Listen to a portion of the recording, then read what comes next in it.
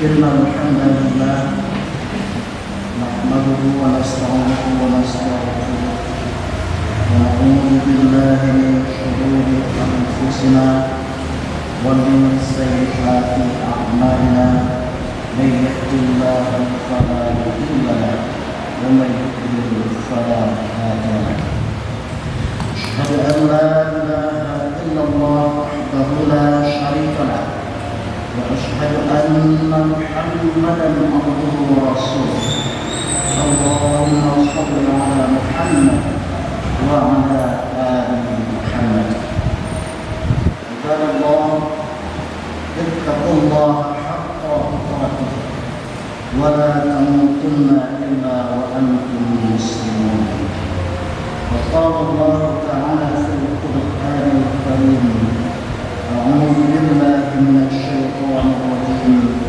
بسم الله الرحمن الرحيم لئن أشركت ليحبطن عملك ولا تكونن من الخاسرين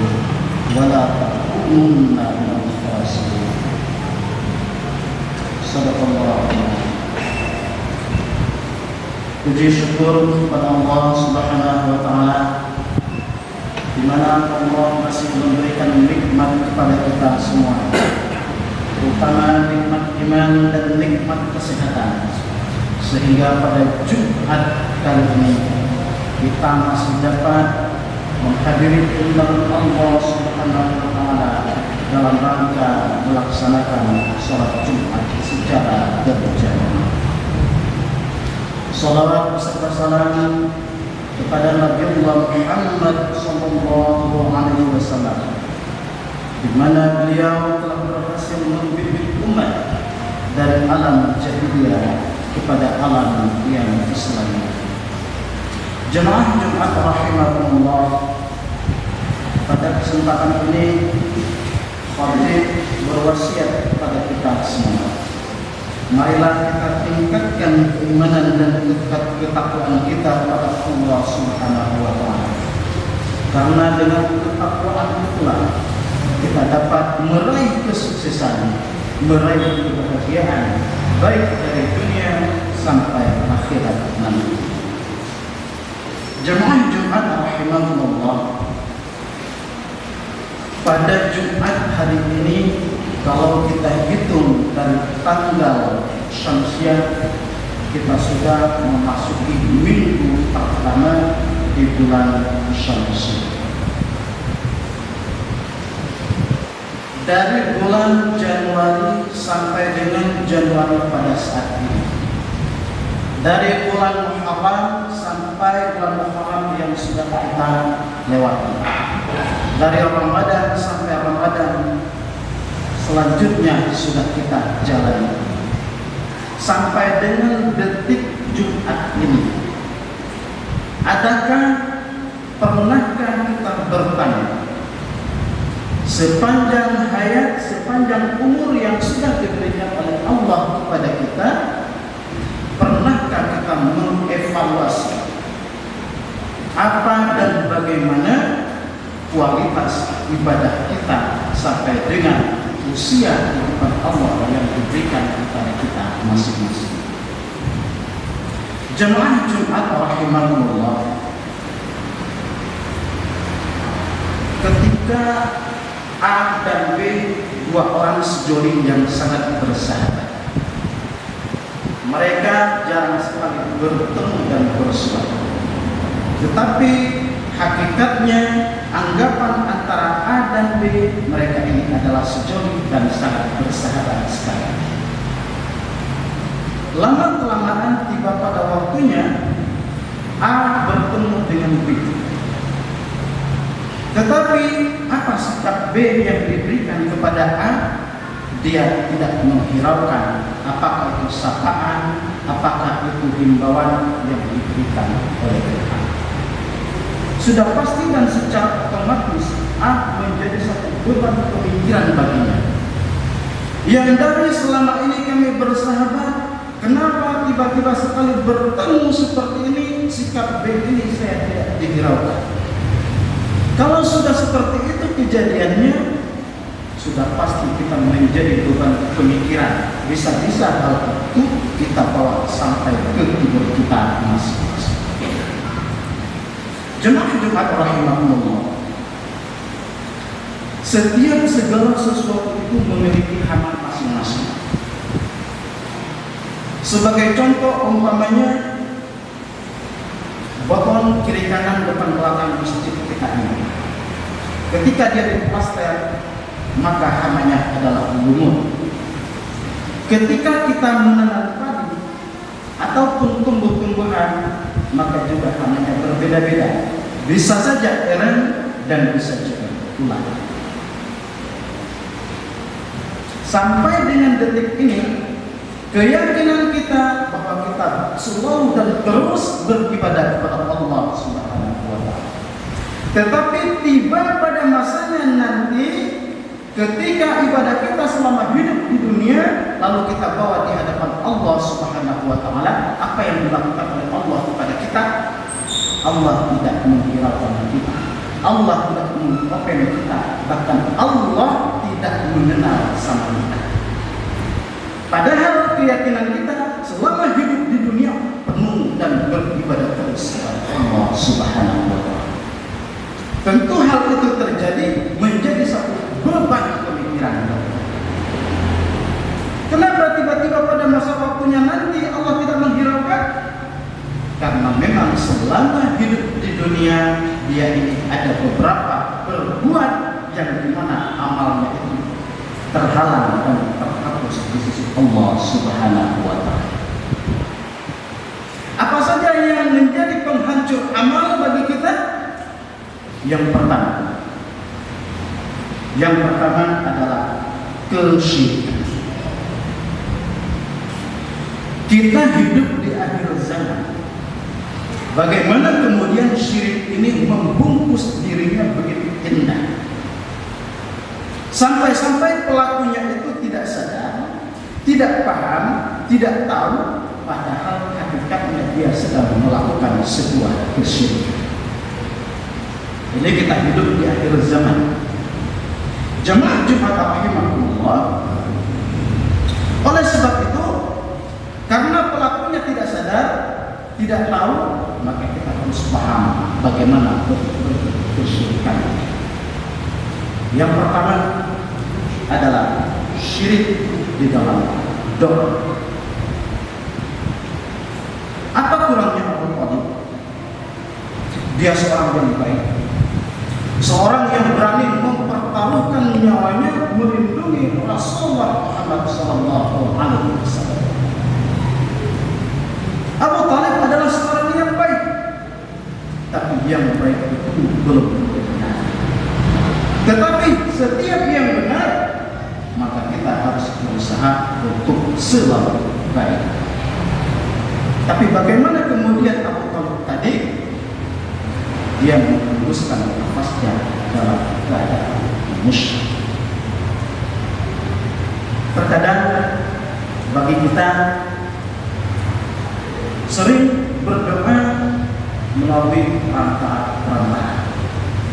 Kalau memang sudah demikian halnya, maka tidak ada bedanya apa yang dilakukan oleh Allah. Jemaah Jumat rahimahullah. Yang kedua adalah syirik dalam ketaatan. Bagaimana dahulu Adib bin Hakim, dia ini adalah sahabat Rasul, mantan Nasrani. Maka ketika Rasulullah membacakan ayat ittakhadhu ahya ahbarahum wa ruhbanahum arbaban min dunillah, mereka menjadikan orang-orang alim bagi orang-orang Yahudi dan rahim-rahimnya bagi orang-orang Nasrani sebagai Tuhan selain Allah. Adib bin Hakim ini protes kepada Rasulullah, ya Rasulullah, kami tidak pernah menjadikan pendeta-pendeta kami sebagai Tuhan. Betul, kata ya Rasulullah. Bukankah di dalam kitab kalian diharamkan Allah, tetapi ketika pendeta kalian mengatakan itu dibolehkan, kalian ikut? Benar ya Rasulullah. Kalau memang demikian halnya, berarti sama halnya kalian menyembah pendeta-pendeta kalian, gantinya sebagai Tuhan. Jemaah Jumat rahimahullah. Kesyirikan ini, kalau seandainya pelakunya tidak pernah bertaubat kepada Allah Subhanahu wa taala sepanjang hidupnya, maka apapun yang dilakukan, bentuk ibadah apapun yang dilaksanakan, tidak akan pernah diterima oleh Allah Subhanahu wa taala. Jangan Jumat rahimahullah. Yang kedua, apa saja yang bisa menghancurkan amal? Yang kedua adalah kemunafikan. Munafik ini adalah penyakit akhir zaman. Kadang-kadang kita tidak paham, kita tidak sadar bahwa pada setiap harinya kita dalam posisi, dalam perilaku seorang yang munafik. Ketika Umar bin Khattab 3 hari sebelum meninggalnya, dia memanggil anaknya Abdullah untuk memanggil Huzaifah. Wahai anak Abdullah, tolong panggilkan Huzaifah ke sini. Huzaifah ini adalah seorang penulis nama-nama munafik di zaman Rasulullah Muhammad SAW. Apa kata Umar bin Khattab? Ya Huzaifah, tolong jelaskan kepadaku, apakah ada di dalam daftarmu, apakah ada nama saya seorang munafik yang kau tulis? Huzaifah ini adalah dipercayakan Rasulullah untuk tidak membuka siapa saja orang-orang munafik yang di dalam daftar. Umar bin Khattab 3 hari sebelum meninggalnya, dia merasa khawatir dirinya, apakah dia seorang munafik? Kalau Umar khawatir, kita kubur masih menegangkan, masuk surga belum tentu, hisab sudah pasti kita temui. Sekelas Umar masih khawatir bahwa dirinya seorang munafik, apakah lagi kita? Hasan Basri pernah berpesan, barang siapa seseorang yang merasa aman, yang tidak merasa khawatir pada dirinya munafik, berarti dia itu adalah munafik. Tetapi barang siapa yang merasa dirinya khawatir, di dalam dirinya ada satu sifat kemunafikan, maka dia itulah orang yang beriman. Jemaah Jumat rahimahullah. Sebenarnya apa saja yang tersimpan di dalam hati orang munafik? Di dalam hati orang munafik itu yang pertama adalah yaitu mereka benci kepada Rasulullah Muhammad SAW. Ketika dia mendengar yang namanya Muhammad, dalam jiwanya dia seolah tidak menerima, maka itu bagian dari munafik. Yang kedua adalah mereka benci apa yang diturunkan kepada Rasulullah. Semua apa yang diturunkan oleh Allah kepada Rasulullah, si pelaku munafik ini tidak terima. Apakah lagi kalau seandainya isi perintah itu menyangkut dengan kebiasaan dirinya karena tidak sesuai dengan syariat apa yang diturunkan oleh Allah Subhanahu wa taala. Yang selanjutnya, apa saja yang di dalam hati orang munafik itu? Mereka merasa senang kalau seandainya umat muslim itu dizalimi, merasa bahagia apabila orang Islam itu terus terpuruk, dan mereka tidak suka apabila Islam ini mendapat sebuah kemenangan. Itulah yang ada di dalam batin dan jiwa orang-orang munafik. Maka terhadap kesyirikan, terhadap kemunafikan, yang dua ini adalah menghapus seluruh amal pelakunya dan nilai ibadahnya nol di hadapan Allah Subhanahu wa taala. Oleh sebab itu jemaah Jumat, marilah kita sering-sering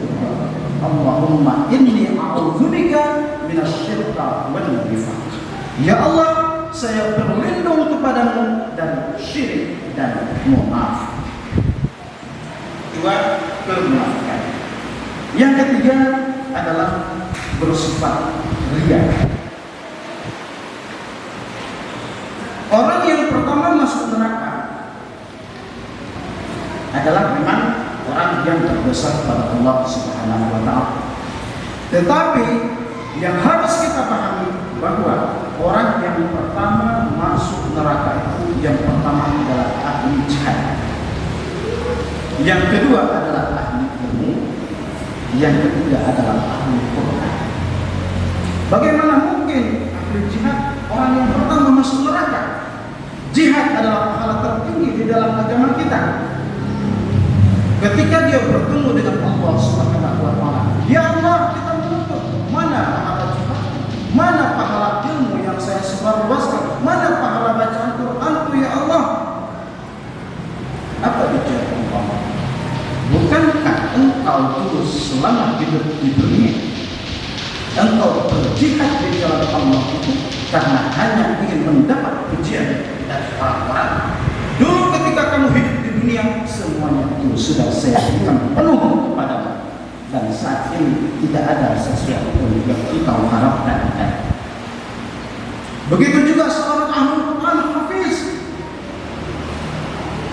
dia menuntut mana pahala bacaan Quran itu ya Allah. Bukankah engkau sudah dapat? Engkau dahulu sudah diagung-agungkan menjadi mendapat gelar seorang yang hafizullah. Engkau bangga dengan itu, engkau nampakkan. Jemaah Jumat rahimahullah, ketika kita sedang sholat umpamanya sendirian sholat sunnah, bagaimana kemudian iblis membisikkan kepada kita? Ketika kita sedang sholat, apa kata iblis? Coba perhatikan orang di sisi kiri dan kanan, mereka itu sedang memperhatikanmu. Atas bisikan itulah lalu kita mencoba untuk menampakkan sholat kita bahwa sholat kita itulah yang paling khusyuk. Tujuannya agar kita nanti dipuji orang lain bahwa sholat kita itulah yang paling benar. Jemaah Jumat rahimahullah, itu yang ketiga. Kemudian yang keempat adalah beramal ditunjukkan hanya untuk dunia. Ketika seseorang yang kita perhatikan bagi kita levelnya yang kita nilai dia itulah seorang yang paling. Ketika dia berkumpul, ketika dia berada di satu komunitas orang-orang, dia mencoba menunjukkan bahwa dialah yang paling saleh di antara yang lain. Tetapi ketika dia sendiri, tidak ada orang yang melihat, tidak ada orang-orang yang memperhatikan, maka dia kembali kepada fitrahnya, artinya terus berbuat maksiat kepada Allah Subhanahu wa Ta'ala. Ketika ada di tengah keramaian, ketika di tengah orang yang banyak, dia menunjukkan jati dirinya bahwa dia adalah seorang yang hebat, bahwa dia adalah seorang yang paling. Tetapi bagaimana kemudian setelah dia sendiri tidak ada orang lain, maka dia kembali kepada fitrahnya bermaksiat kepada Allah Subhanahu wa Ta'ala. Jemaah Jumat rahimahullah. Untuk yang selanjutnya adalah yang dapat menghancurkan amal kita itu adalah meninggalkan sholat asar. Bagaimana kemudian di dalam hadis riwayat Bukhari nomor 594 dijelaskan bahwa man taraka sholat al-asr faqad habita amaluhu. Di dalam riwayat ini, ketika kita tidak melaksanakan sholat asar, maka apapun yang kita lakukan pada hari itu, apakah puasa kita, apakah sholat kita, apakah sedekah kita, semuanya tidak diterima oleh Allah Subhanahu wa Ta'ala pada hari itu karena kita tidak melaksanakan sholat asar. Tapi bukan berarti bahwa yang kita khususkan adalah khusus melaksanakan sholat asar. Apakah itu dari sholat subuh sampai dengan sholat isya, semuanya mutlak wajib kita laksanakan. Jangan cepat rahmatullah. Itulah beberapa hal yang dapat menghancurkan amal kita selama hidup kita di dunia. Sebagai kesimpulan bahwa poin pertama, syirik dan nifak itu adalah menghapuskan amal seluruh apapun yang dilaksanakannya sampai dia menghadapi maut. Kemudian seandainya kalau kita sempat meninggalkan sholat asar, maka semua amal kita pada hari itu tidak diterima oleh Allah Subhanahu wa Ta'ala. Mudah-mudahan bermanfaat bagi kita, terutama bagi kita sendiri yang menyampaikan. Fa'tabiru ya ulil absar.